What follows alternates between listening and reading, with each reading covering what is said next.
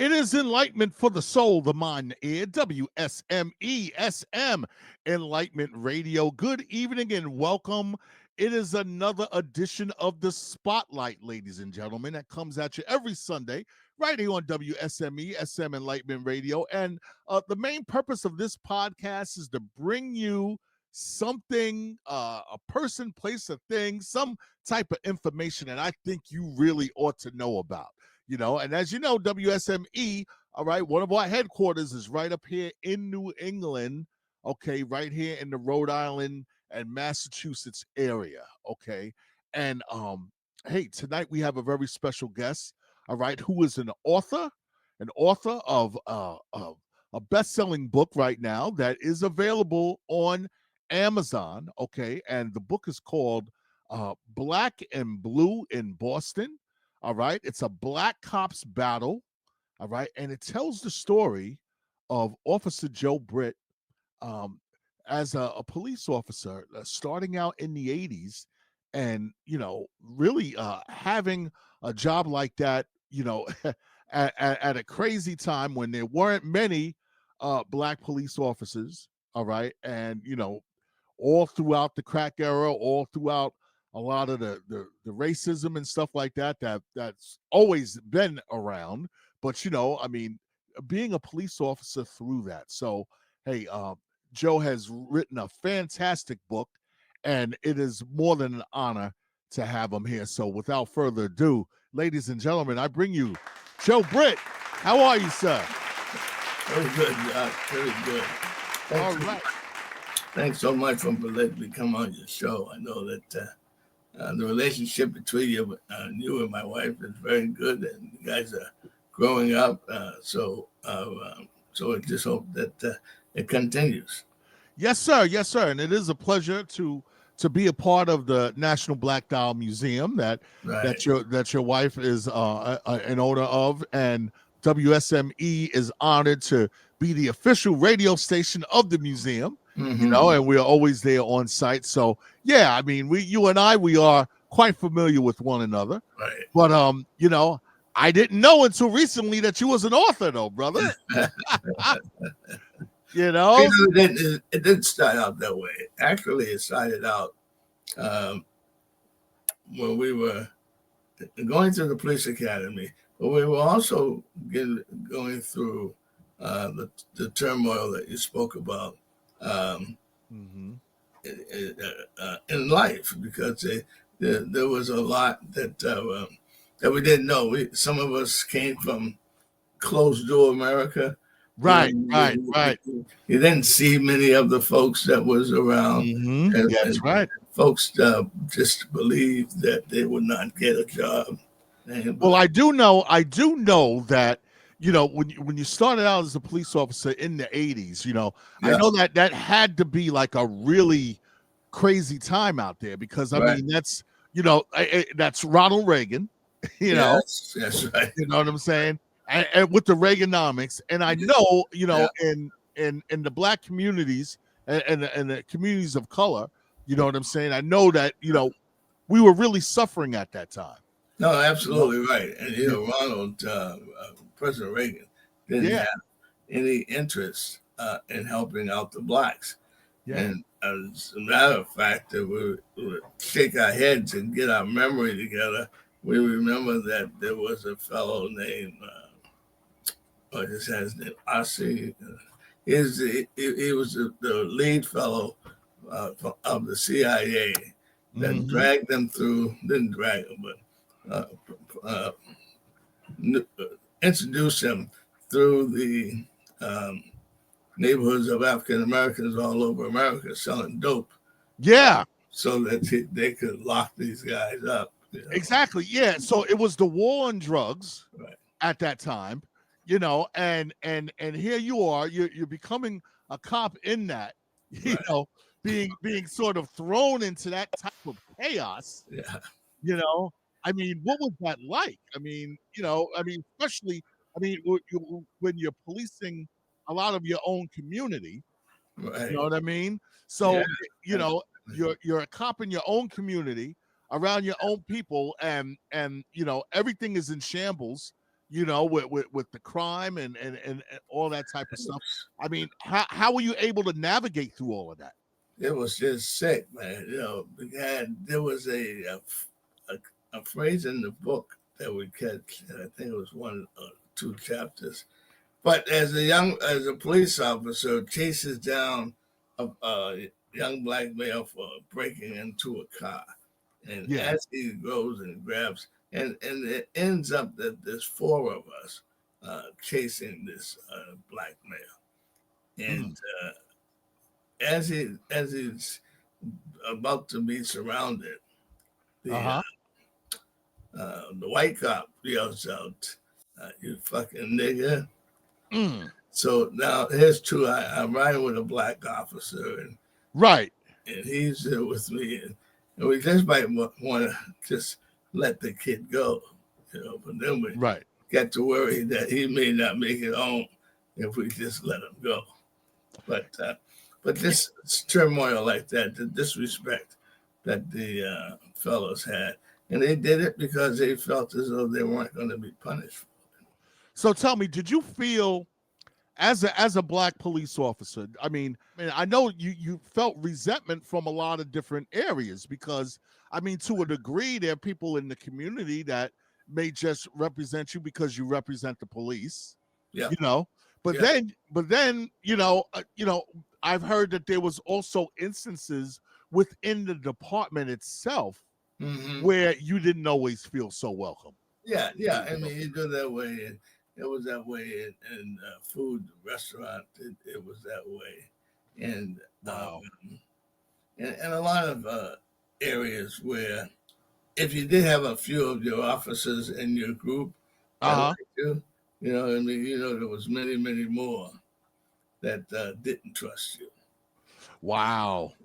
So it's like, sometimes you could be having to work with another cop that that you couldn't even really get along with just on the basis of your race, right? Yeah, I mean, these guys were coming up from Chelsea or from down south. So because they were all looking for jobs at that time, they relocated, put their faith in the job, and then they have it. In a lot of instances of disrespect them. Wow. So I know that you came up. So the neighborhood where you grew up in, all right. So where was that? And from that, from those beginnings, you said that what led you to become a police officer is because you had a new family, right? Yeah. You had to get to work, right? Had to get to work, and didn't have a car. It was going out to fast. So, but there was two young ladies that lived just a short distance away, and they made sure I got there. And when we started going there in their vehicle, leaving Dorchester, driving out to Shirley, Mass. That was probably about a 45-minute drive. Okay. On Monday morning. And we had to be there by 6 or 7 in the morning. Every morning? Every Monday morning. Okay.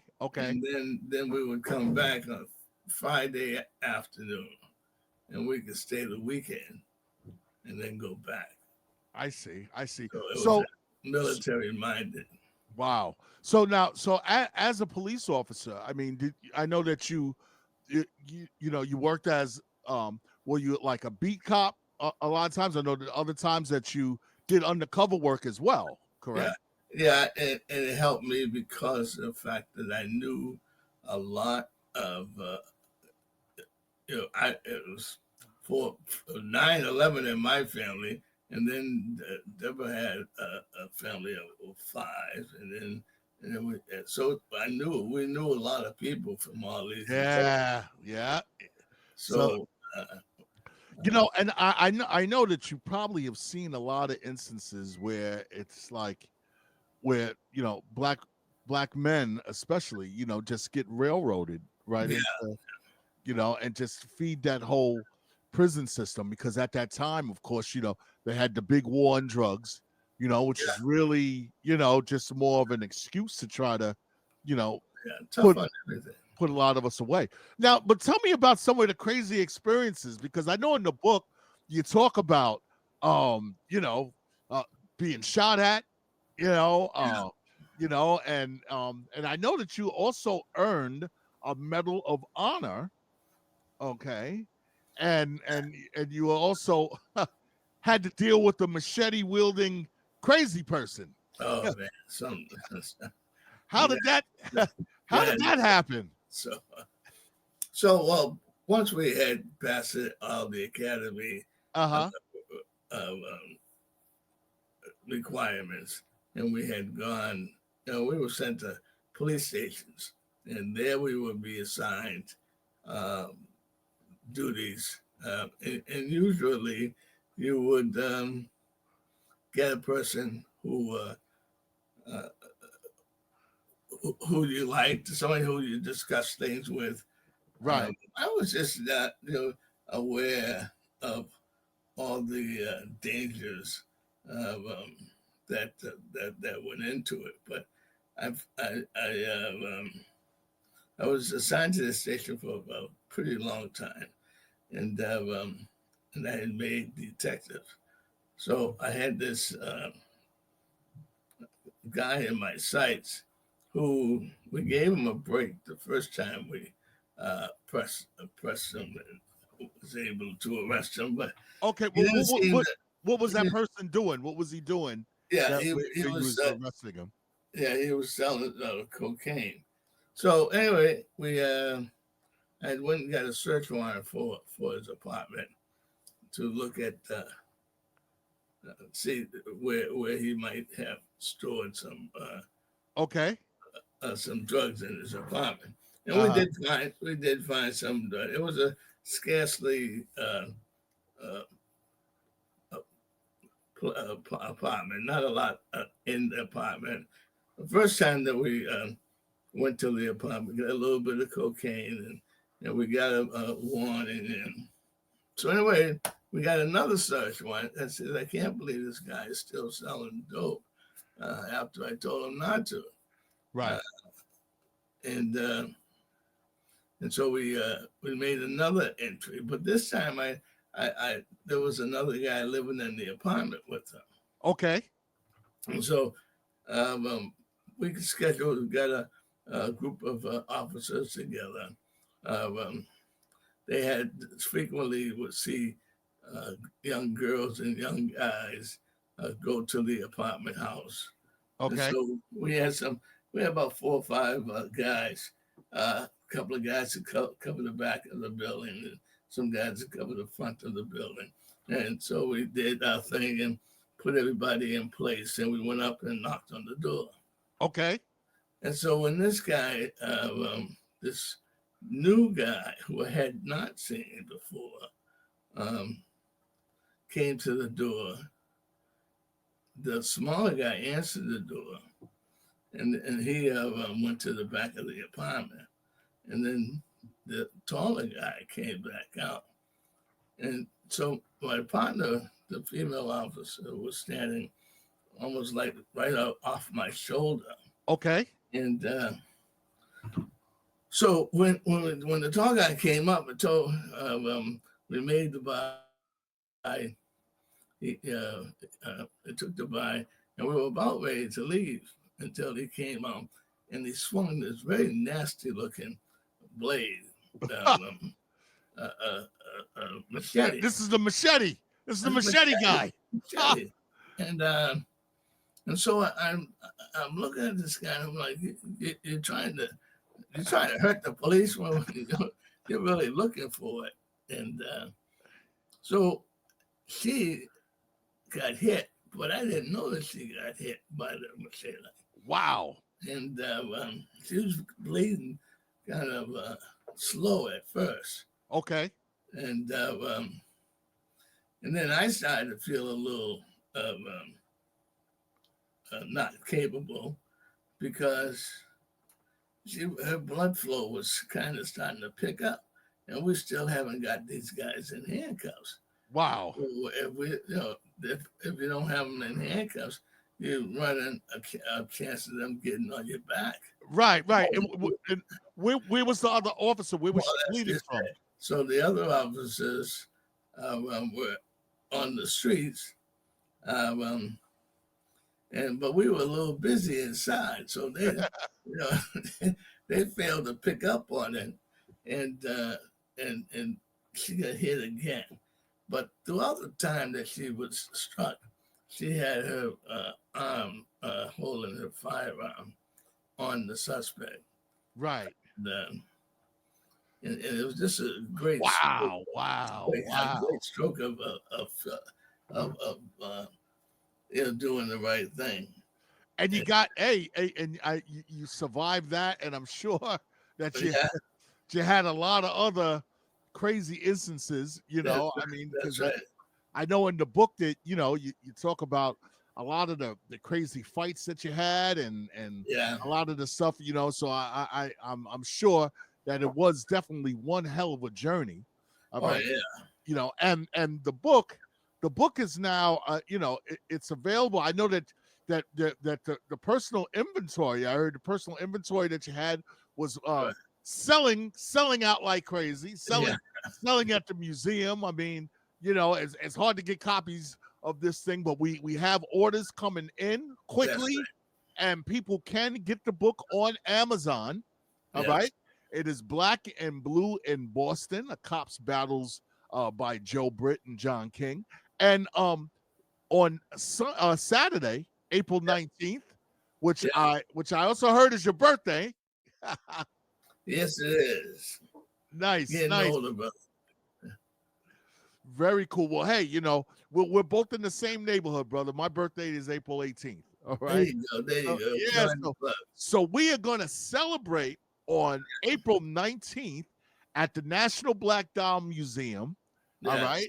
999 South Washington Street, North Attleboro, Massachusetts, on the 3rd floor of the Emerald Square Mall. All right. And hey, it's going to be a party. It's going to be a party. It's going to be a party, and we're going to have plenty of copies of the book there. And if you have loaded at that time, and everybody that was injured in that incident there should be available. Hopefully, I don't know if they'll be there at that night. I think a couple of men have retired, but right. So some of shady on top. Nice. So some of your fellow colleagues will be there as well, and we're definitely going to be looking forward to it. So, Joe, I want to thank you so much for coming on the show. I know we could be here all night, because I know you got plenty of stories there. Oh yeah, absolutely. I know you got plenty of stories, and we're definitely, people will have the opportunity to see you in person and talk about a lot of these things, and be able to get to meet you and all of that. So I appreciate you giving me the opportunity. Yes. Well, absolutely. And hey, I want to thank you once again for coming on the show on WSME SM Enlightenment Radio. And before you go, anybody that you want to give a special shout out to? Well, I'll give a shout out to my wife and my old family. He's a young man, well in the older ages now, but I do I love them, and they always step up when you need them. So that's good. Hey, and that's what it is. That's so much important, And I want to also take the opportunity out to thank you for your service.